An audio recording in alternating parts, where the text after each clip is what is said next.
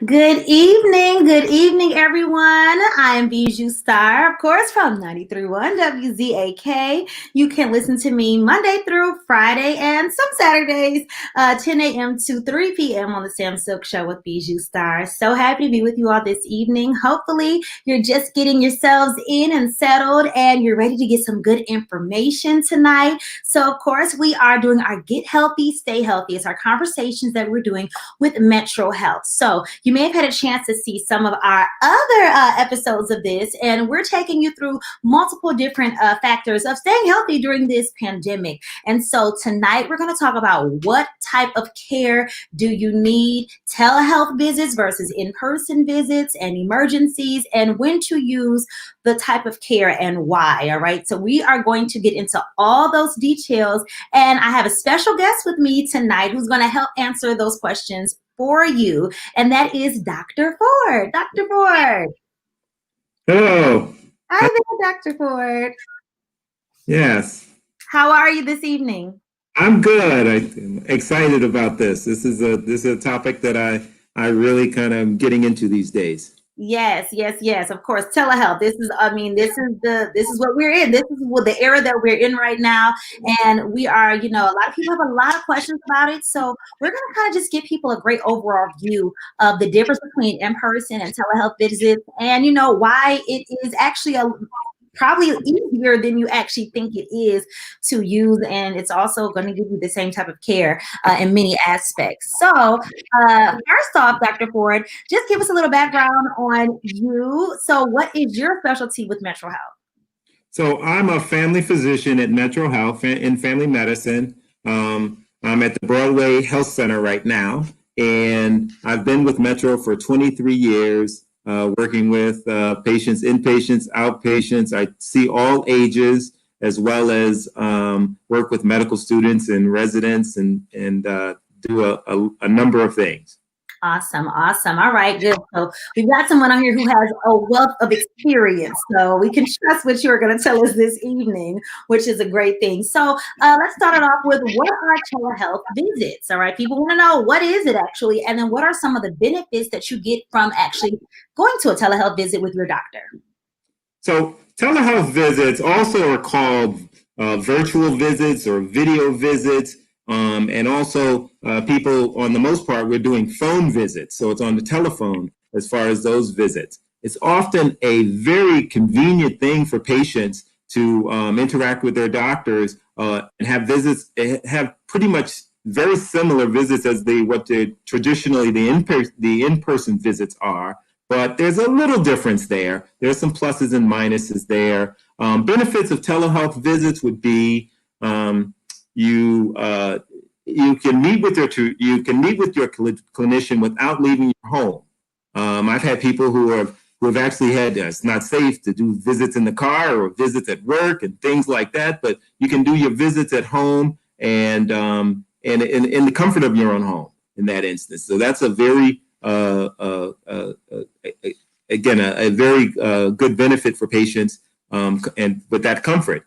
And there's no need to travel. People are always worried about parking and getting there on time and things like that. I mean, I think that's another convenience. And the other thing that has really kind of picked up these days is you're avoiding contact with possible sick people, actually. Yeah.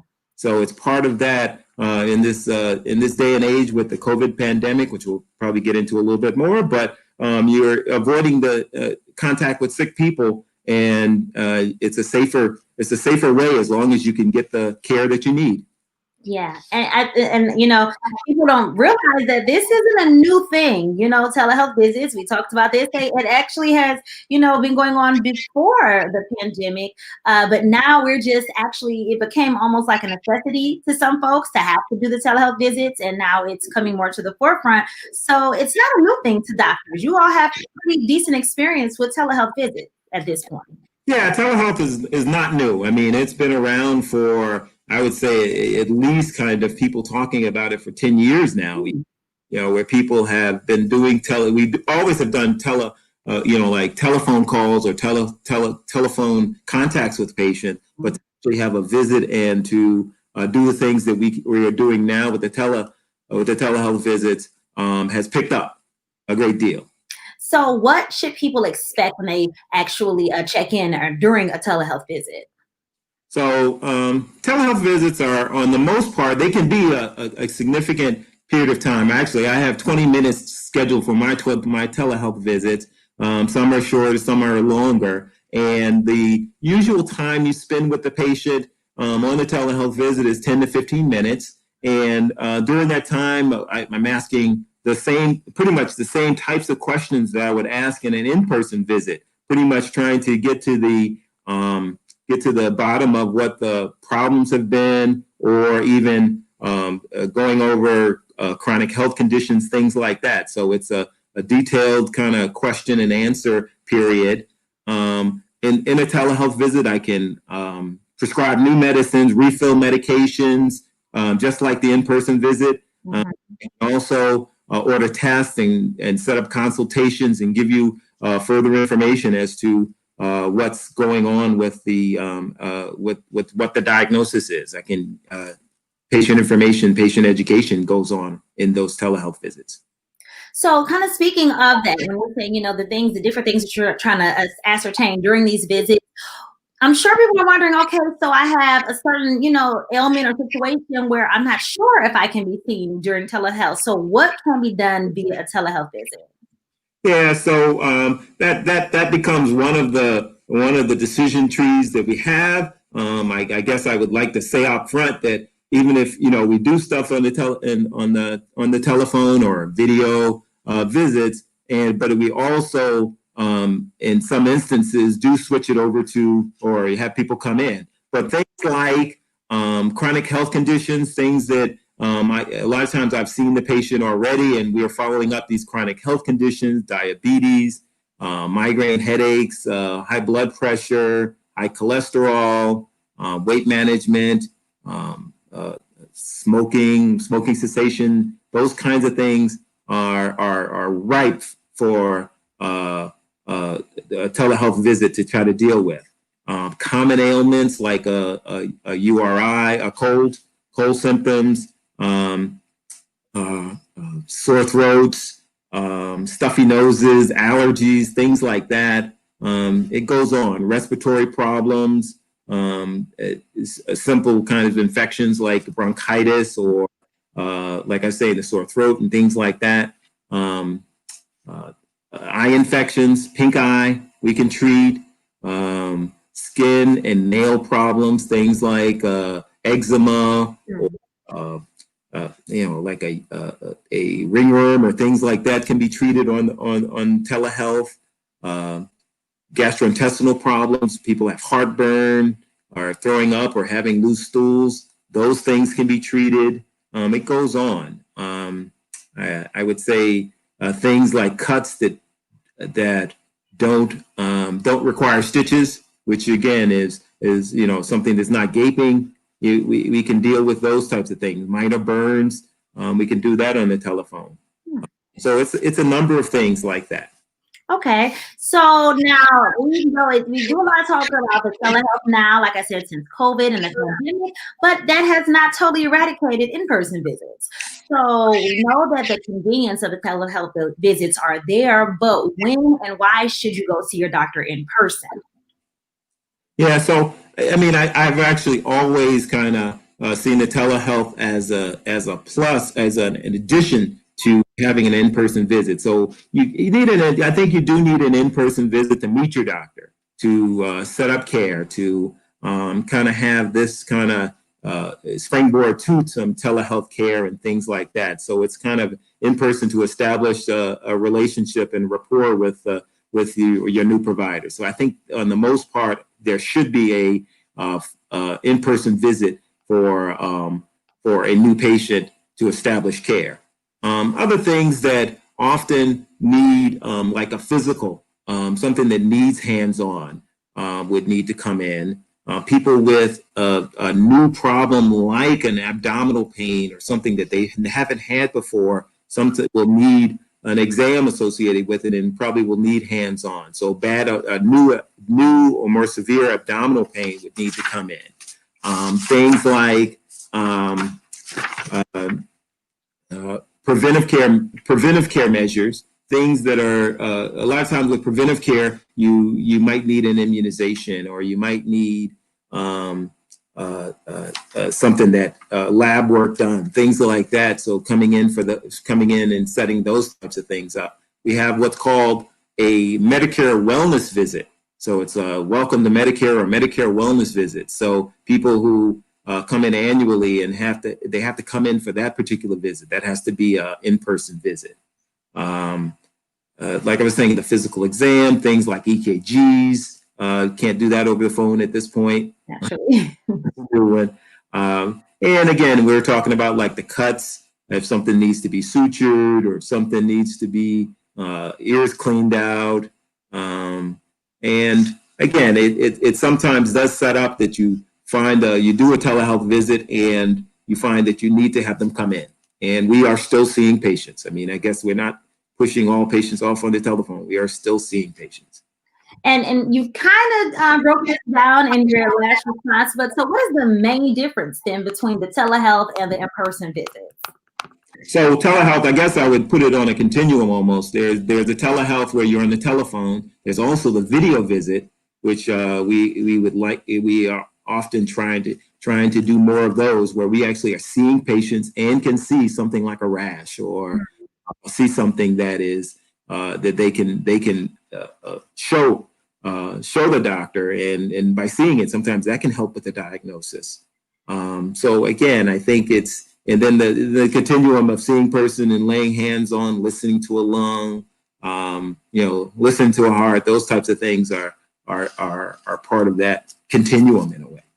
So are there any precautions that MetroHealth is actually taking to keep the patient safe during the pandemic now? Yes, I mean that's probably in a lot of settings where people are going into buildings and things of that nature. We're checking all patients for all visitors for fevers, asking they had to do some questionnaires around respiratory symptoms. We're requiring all patients to wear a mask when they come in. So all the providers and nurses and everyone's wearing a mask to prevent spread of viral infection in the COVID pandemic. We ensure safety, so things are marked off. So people are trying to get the 6 feet of distance between whether you're in line or if you're in the waiting room. The seats are marked off so that you're not sitting right next to someone else in that instance. So there's distances there. We limit visitors, so we're trying to cut down on the numbers that come in. If you can come in on your own, we're having people come in. But if you need somebody to escort you, we are kind of trying to get it one person to escort a person in if you need an escort. There's cleaning after the patient. The rooms are cleaned. So those are some of the precautions that we're doing to try to minimize spread of viral infections. So say here we're in breast cancer, we're in this month, it's October. So, for instance, let's say you may feel like, you notice something's a little different about your breast. Would that require an in-person or a telehealth visit? So that would probably require a in-person visit, but on the most part, and actually that would probably lead to something like a mammogram or an ultrasound, which again, those are, you have to come in for that, and you would go through the same screening and wearing a mask and the cleaning that's associated with it. All right. So we do know, like you said, something is like that, you still can make an appointment in person, and you can still come in for something like that. And you should not be afraid to do that, because something like that is still something that needs to be addressed immediately. I know people are saying, oh, well, I'm worried about going in. But like you said, all the precautions that you're taking, you don't want to not go to the doctor for something that you do need to be seen in person for. And I think people need to know that it's still safe to go to the doctor. Yeah, I agree. I mean, you should not neglect your health just because of the COVID pandemic. We're doing things to be safe, and we're trying to make precautions, but don't neglect. Yes. So in that case, when is there an emergency and it's like, okay, you do need to go to the emergency room? Yeah, so the emergency room is available. We have several throughout the city for emergent care. Things like someone who's bleeding and it's not stopping. So that's something that it can be life-threatening and need something right away. Can't wait on that. Chest pain. So someone with substernal chest pain and needs to be evaluated for, we worry about coronary disease and heart attacks and things of that nature. Not that all chest pain is that, but it's one of the things that we are really kind of concerned and want to evaluate sooner than later in that instance. Drug poisonings, somebody, that's having difficulty breathing. So really short of breath, that's if you're having breathing problems, that needs to be evaluated in the emergency room. Major burns, loss of consciousness, sudden loss of vision, blurred vision. This could be something that needs more, kind of emergent care. About the FAST, the symptoms of a possible stroke. So if having loss of strength in one side, or drooping in the face, or a slurred speech, things like that. In the case of a possible stroke, that needs to be seen in the emergency room. And a sudden severe headache also is something that I think that you don't want to wait on. So with all that being said, what should people do if they do want to schedule an appointment with their doctors there at MetroHealth? So you can go to, you can visit the metrohealth.org/appointments. That's a website to go to schedule an appointment at MetroHealth. And in some cases, I have patients who are on our patient portal, and you can schedule appointments through the patient portal through MyChart. Yeah. So, and just dubbing back a little bit just on what you said, and we were talking about, how do you decide if something's an emergency? If you are still kind of well, I think it might be serious, but I'm not quite sure. A lot of times you're like, is it worth me going to the emergency room? What's the best way to decide where you should go? So again, I guess you would call your primary care doctor, or I actually will direct people to our MetroHealth line. There's a nurse line that we have that is used, that can be used to triage certain problems. And can I give the number? Yes? Oh, sure. Yeah, it's 216-778-7878. So the MetroHealth line that would actually, there'd be nurses on call and backed up by doctors for more of the issues that are associated with having triage, and helping to triage, or helping to make that decision tree and give recommendations at that point. And that definitely can help a lot. And also, running across the screen, there's a website for you to actually make your appointment today.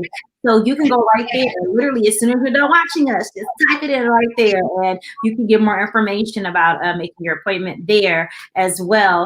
Well, I think you've given us so much information. There's a number again for MetroHealth, the helpline right there. So you have so many options of how to get care, where to go. The nurses, like you said, can give you better information depending on what you are dealing with and how to direct you to the correct form of help that you can get. But thank you so much, Dr. Forde. All that information that you gave us, I'm sure it's helping somebody to decide where and how to get their help, either in person or telehealth, which I love now because I'm new to telehealth, but I love it now because, like you said, the convenience, you really can't beat it.